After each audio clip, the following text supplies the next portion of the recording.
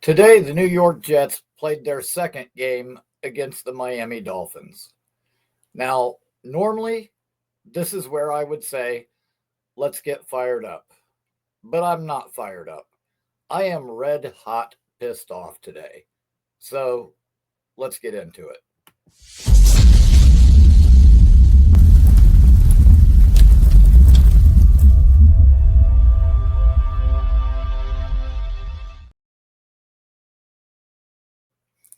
Thank you to everybody for tuning in.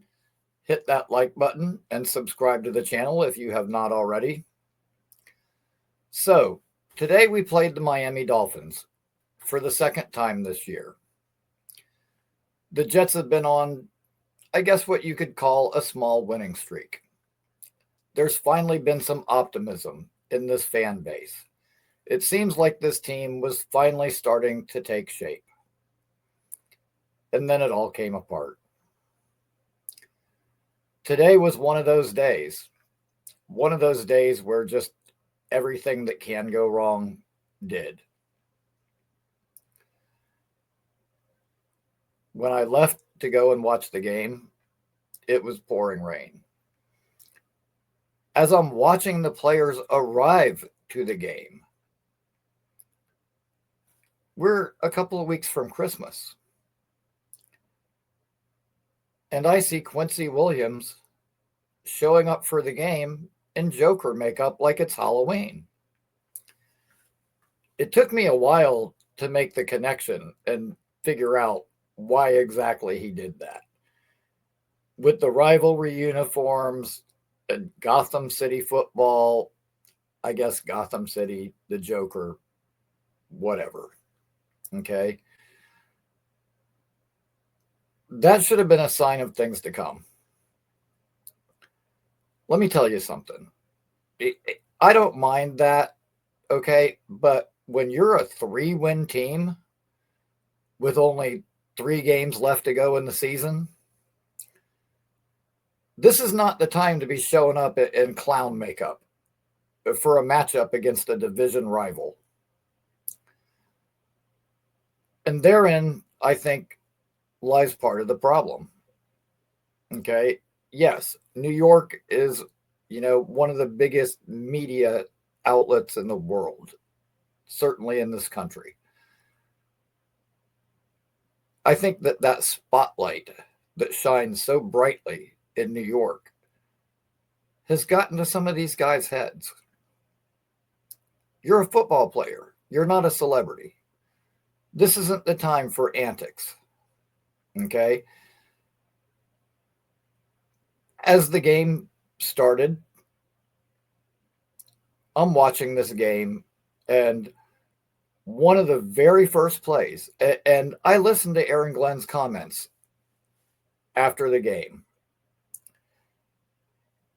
He said emphatically that the one thing that he knows didn't go wrong was effort, because these guys play their ass off.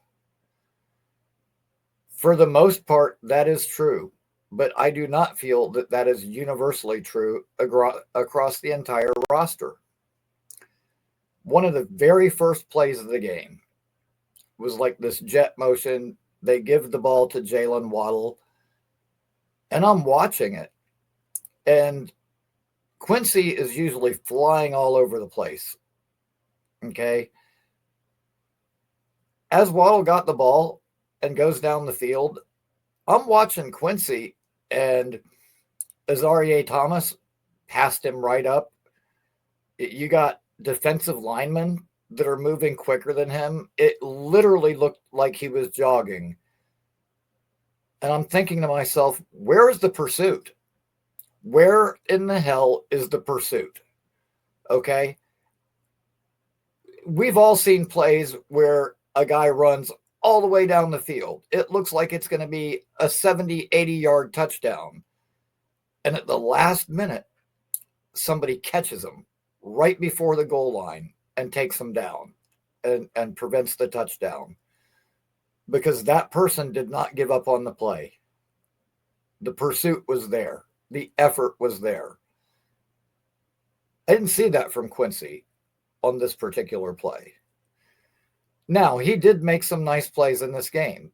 And I'm not saying that the effort was poor across the board from him, but it was inconsistent.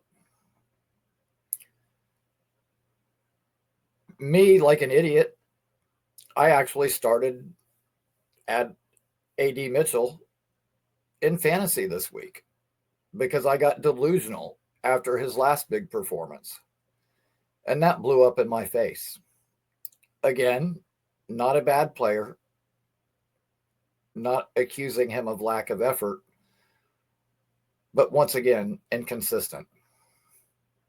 Um, that's a problem. That's a problem. And this is what I noticed today. And, you know, Sherwood, I liked what I saw from him for the most part. He was out there, barking at the guys, trying to get them fired up, and he was acting like a leader, and I like that. However, here's the problem with our linebackers, and Connor Rogers has said it. Other people have said it. This team needs to completely overhaul this linebacker group. And I'm going to tell you why. We have some undersized linebackers. They're very fast. They're very physical. However, the problem is when bigger, guys, offensive linemen get their hands on them, these guys cannot shed blocks, period. I watched them today against Miami, who, that is not one of the top offensive lines in the league. They don't have superstars on their offensive line. Their offensive line, quite frankly, isn't nearly as talented as ours is. However, when these offensive linemen get hands on our linebackers, they cannot shed blocks. Period. They got swallowed up over and over and over again. Now I'm starting to see when people say, Aaron Glenn likes the, bigger linebackers, the guys that are really thumpers. You know what? I see why. Speed is one thing. And on offense, speed is certainly an asset. Speed's an asset on defense too. But when you sacrifice size, muscle mass, and physicality for that speed, it doesn't work. It just simply does not work. There have been several problems this year. Our pass rush is not getting home. Our secondary, which honestly has played pretty well, all things considered, they're being asked to cover far too long. And it's all about complementary football. Okay. Special teams. We can't expect special teams to carry us every single week. Special teams was phenomenal again today. Pulled off a nice fake punt. Isaiah Williams had a return touchdown again. Gave us almost our only points of the day. Aside from Nick Folk, of course, who has been money all year long. After the Falcons game, I thought it was awesome that Aaron Glenn gave Nick Folk the game ball. Here he is in 2025 handing Nick Folk the game ball when 18 years ago, the two of them were teammates. In 2007, Aaron Glenn was playing corner for the Dallas Cowboys, and Nick Folk was their kicker. Those two were teammates, literally, 18 years ago. And now Aaron Glenn is his coach. That just tells you how long Folk has been around. But man, he's still money. One of the bright spots on this team.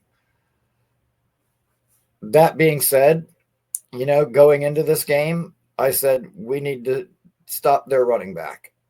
Stop the running back, force Tua to beat us through the air. And you know what? That is exactly what the Dolphins did to us. They shut down our running game for the most part, and we couldn't beat them through the air. For weeks now, I have watched people on multiple different shows, multiple platforms, typing, let Brady cook. Well, if you're going to let Brady cook, he might want to wipe the butter off of his hands before he does so.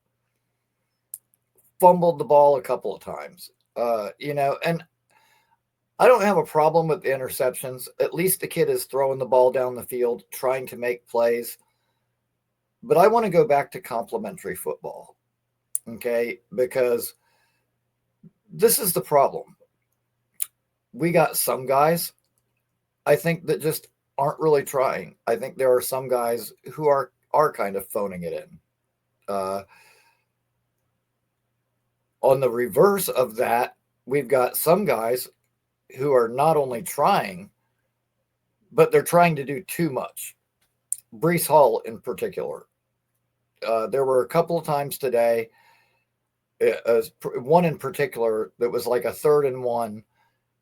He gets the ball, starts to the right. It's all clogged up. Goes back left. And I mean, there's an opening right there. Yes, there were defenders in the vicinity. If he had gone through that hole that literally you probably could have driven a truck through, he probably would have only gained a yard or two. And he would have got taken down. Instead, he tries to bounce it way to the outside, ends up losing ground, and ends up losing a couple of yards. I understand. If you would have taken it through that big truck-size hole, you probably would have got stopped almost right away. You probably would have only gained a yard or two. Guess what? It's 3rd and 1. You only need to gain 1 yard. Do your job. Get that yard, okay? The big play will happen. That is the thing with running backs. You have to give them the volume. And especially a guy like Breece Hall, there's going to be some 2-yard runs, some 3-yard runs, some no gains. But eventually, he's going to get that opening. He's going to get to the second level. And once he does, he's probably going to be gone. He'll probably break a long one, and he'll take it all the way to the house. You can't try to force that to happen every play. And there were a couple of instances today where I saw him, not that he wasn't trying, but like I said, I think he's trying to do too much. I could apply that same thing to Brady Cook. In all fairness, this kid has never taken an NFL snap. He's probably not getting any reps in practice at all. And he gets not only thrown into the fire, he gets thrown into a game where we're down, multiple scores right away in the first quarter. And man, I was disgusted. 7 minutes into the first quarter, I was already disgusted with that game. I was pissed that we gave up a touchdown within 2 minutes. I was pissed that we gave up 2 touchdowns within the first 5 minutes. And, man, we just kept turning the ball over. And it kills me that the Jets can't seem to get an interception to save their lives. I thought that Malachi Moore was going to have one today, and unfortunately didn't hold on to it. But we got a Dolphins guy that's rolling around doing somersaults and juggling the ball while he's doing so, catching it between his knees to make an interception. We can't even get one all year long. I think that might be a personnel problem. Some guys got good ball skills, some guys don't. We need to overhaul some pieces on this team. All of us that were overly optimistic after one good performance from A.D. Mitchell, hey, maybe we found our number 2 receiver. Maybe we don't have to worry about that position in the draft. Now, I didn't get that carried away. I still thought it would be prudent of the team to add another receiver. I think that's a must. But today, if nothing else, proved that yes, we still do need a reliable, consistent player across from Garrett Wilson. And listen, I really like A.D. Mitchell. I liked him coming out of college. I did a lot of research on him. He's a very talented player. He can separate with the best of them. He's fast. He's a bigger body guy. He seems like, on paper, as they like to say, would be the perfect complement to Garrett Wilson. But he's just not consistent, at least not yet. Who knows? Maybe with more playing time, more volume, maybe he'll develop. But right now, he's not there. I just don't even know what to say. Our run game couldn't get going. Our receivers were dropping balls. I mean, like 9 drops. It was bad. And the let Brady cook thing, like, man, listen, there is a reason that Brady Cook was an undrafted free agent. Undrafted. Do people not understand what that means? That means that, 300 and something players get picked. He ain't one of them. There's a reason for that.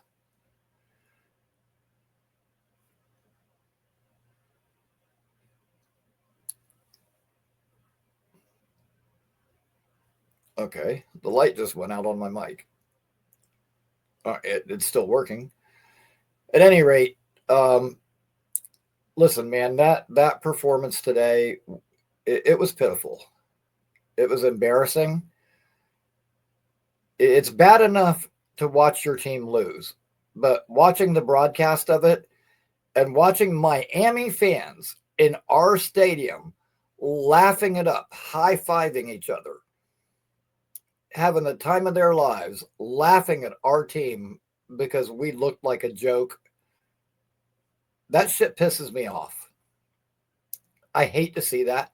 I don't want to see that. I don't want to ever see that again. This team needs some work. And I, for one, I'm glad that we have all these draft picks because we're going to need them. This team needs an overhaul. We need to add 1, if not 2 linebackers. Personally, I would add 2. And I know that people are going to say, oh, well, they just paid Sherwood. Hey, you know what? They just paid Sauce. That shit didn't matter. Now, Sauce, there was a market for. Sherwood, I'm not sure if there would be a market for. If we cut him, I'm sure somebody would probably take him. But I don't know that anyone would trade for him. Maybe Saleh. God, I hope so. I really hope so. We need another safety. We need a good ball hawking safety that can be our true center fielder for us. We need depth at defensive end. We need another receiver. We're going to need some tight ends. We only have 1 tight end, Mason Taylor, under contract for next year. I think Rucker has played well enough that we could keep him. Being a lifelong Jets fan, I think that he would want to stay here, want to remain here. And I understand when Aaron Glenn says, like, I want to watch the tape first, because sometimes there's a reason why a guy doesn't get to the ball carrier. Sometimes there's, things that happen. And I understand that he doesn't want to pass judgment on guys until he has all the facts, and I respect that. But I'll tell you right now, he's a former player, and he has a very good football mind. I'm sure much better than mine. But me sitting at home, like I said, these linebackers, they can't get off blocks. I can see it with my own two eyes. And I'm sure when Aaron Glenn goes back and watches the tape, as he alluded to, he's going to see it too. That was a problem. Now, touching really quick on college football, we just had all our conference championship games. Mendoza and Indiana beat Ohio State. I don't think anybody saw that coming. I didn't. He got battered right off the bat. He took a shot that, I wasn't sure he was going to get up from. And yes, he relied heavily on his running game. There ain't nothing wrong with that. If the running game's working, keep running the ball. Keep running it until they prove they can stop it. But he threw some really nice passes. He had some nice passes when it mattered most, when it counted most. Very end of the game, 3rd and 6, and he launches it down the field for a big completion. And this was missing one of his better receivers because Cooper got hurt at the beginning of the game. After I finished the Indiana game, I watched the Duke Virginia game. Many of you probably know I'm a big Darian Mensah fan. I thought he played extremely well.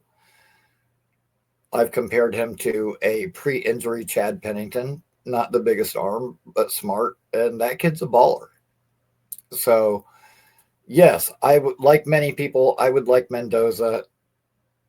If for some reason we're picking 6, 7, 8, the top quarterbacks are off the board, I like Mensah as a fallback option. Now, we're going to have to pair him with a veteran. Up until today, I thought that maybe possibly Tyrod could have been that veteran. However, he showed today why he can't be. You just can't trust him to stay healthy. And man, that sucks. And look, any quarterback can get hurt at any time. Look what happened to Daniel Jones today. He's probably been having one of the best seasons of his career. Boom, blown Achilles, non-contact, season over. Probably the majority of his season, if not all of it, next year, now over. Brutal. Feel really bad for him. If there's a good side to that, I guess it's that it helps us. But I hated to see that. Bottom line, yes, we need a quarterback, but we need other things too. And I'm not going to go on and on about this, but this team needs a serious overhaul in certain areas. And I, for one, I'm really glad that we've got all those draft picks. And I've also said this before. Aaron Glenn, when he got here and he made his roster decisions, all he knew was what he saw on film from these guys. He didn't know these guys' personalities. He didn't know their work ethic. And you could say, oh, well, he had all a training camp to learn their personalities and learn about their work ethic. You know what? That doesn't show him what's going to happen when the lights come on and the bullets are flying for real and we're in real game action. Some guys step up, some guys don't. There's been a lack of effort, lack of consistency. It existed under Saleh. Saleh put up with it. Saleh wanted to be best friends with these guys and buddy him and, hey, it's okay, buddy. We'll get him next time. Pat him on the back. It's all okay. No, that shit is not okay. Put up or shut up. Do your job or get out. That's it. Football, NFL football, it is the ultimate production-based business. If you do not do your job and do it well and do not produce, not only will you not have a long career, you won't keep a job. They'll get rid of you. You'll get cut. That's why guys, you see them, they bounce around from team to team and don't stick anywhere. And you're only going to get so many opportunities. You're going to see that with Justin Fields. I think Justin Fields, man, he has regressed mentally, and the lack of heart, the lack of fire, the lack of desire. Uh, I think he just ruined his last shot to have any kind of meaningful career in the NFL. We need a quarterback. I think we'll get one, but we need help in other areas. And it, you know, I've said all along, I cannot find it in myself to root for losses. I never want to go into a game wanting to lose. And I still feel that way. However, after what I saw today, if it requires us losing 2 or 3 more games this year in order to ensure that we get our quarterback of the future, you know what? I'm okay with it. I really am. I'm not gonna like it. I'm not gonna enjoy watching it. I friggin' hate losing. But if we don't fix some of these problems and fill some of these holes, it ain't gonna change.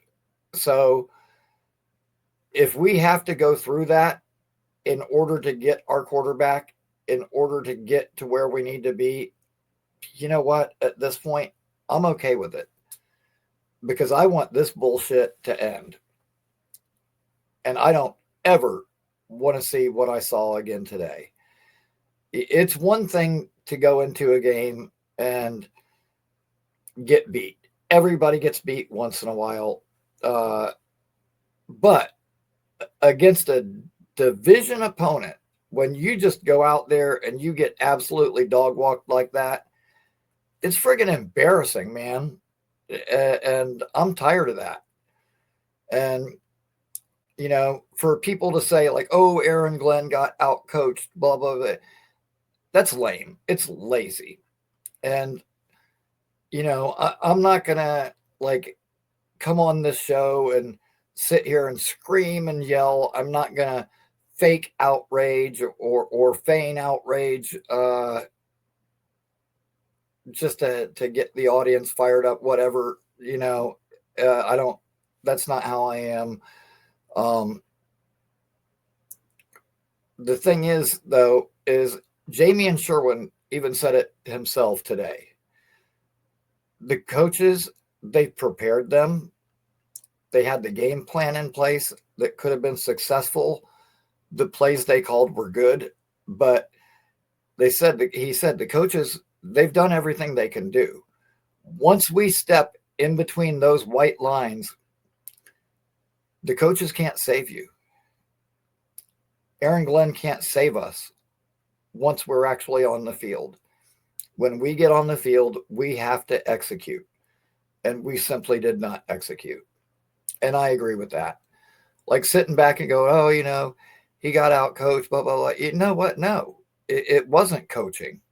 Like the play calls were there. Now, on the defensive side of the ball, I can agree with that a little bit. You know what? Quincy Williams, who I criticized earlier, they sent him on a blitz and he got home. He dropped to it. Why didn't we blitz more? If like we've got these fast linebackers, why don't we at least utilize them properly? We should have been blitzing more. You know, maybe giving us a little bit of a chance. Defensively, I don't like some of the play calls. Offensively, I really like the play calling. You know, he's scheming guys open. I like the play calls. Receivers just keep dropping the ball. Maybe that's why Mechie was available via trade or A.D. Mitchell was available via trade. Now you can say, oh, these guys haven't had playing time. They were stuck behind this and that guy, buried on the depth chart, whatever. Thing is, when you get your opportunity, you got to make good on it. And so far, they are not. Who knows? Maybe I'm completely wrong, and down the line, those guys will develop. But you know what? They better do it quick or they're going to be replaced. And to have the amount of drops that we had today, and especially Mechie, I mean, damn, man, that was a for sure 100% touchdown, and he just dropped it. And that's not the first time this year he's done that either. Um, really super disappointed in our receivers. That being said, and you know what? Today, the Titans, the worst team in football, actually won their game. The New Orleans Saints, who stink, came right here to my hometown and beat Tampa Bay in the rain in their own stadium.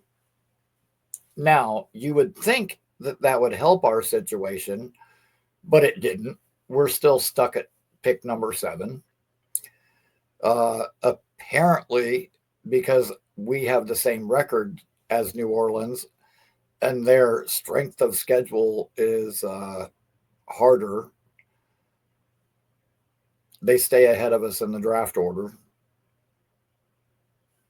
Whatever, that's kind of weird to me. But you know what? With Tyrod going down, and let me tell you something, a groin injury, for those of you that don't really understand what that means, you just don't bounce right back from that. That's something that can linger, and we've probably seen the last of him for the year. Unless it's just very mild, which is very unlikely, we've probably seen the last of Tyrod Taylor this year. So all you people that said let Brady cook, well, guess what? You got your wish, because we're probably stuck with him for the year. And I do not expect much. Nothing against him. He seems like a nice kid. And, I really believe that he's giving it his all. But as I said before, he went undrafted for a reason. With today's developments, I do not expect to win another game this year. At this point, all I can do is hope that other teams that are also, rallying for those top picks continue to win, as we don't. Never thought I would be saying this. I'm not going to enjoy it by any means. I'm not going to be happy if we lose every game down the stretch, but I'll be able to accept it. If it means we get our quarterback and we can fix this team and once again become competitive, I will accept it. Won't be happy about it, but I'll accept it because I don't want to see what I saw today again. Anyways, that's my final word on it. Those are my thoughts on today's game. I was going to get into a little bit more detailed breakdown, but why? Why even waste time talking about it at this point? AZ Thomas had a couple of nice plays today. There were some guys that played well today, but as a team, we were not a cohesive unit. We didn't play complementary football, and effort across the board was inconsistent, and it screwed us. It cost us that game. So, all I can say is hopefully we get our guy. Better times are ahead. I do believe that Aaron Glenn is the right guy for this job, and he will get this team turned around. It just sucks. It ain't going to happen this year. Thanks again, guys, everybody, for tuning in. Hit that like button for me. If you haven't already, sub to the channel. And I will see you guys again on Thursday. So until then, everybody have a great week. Go Jets.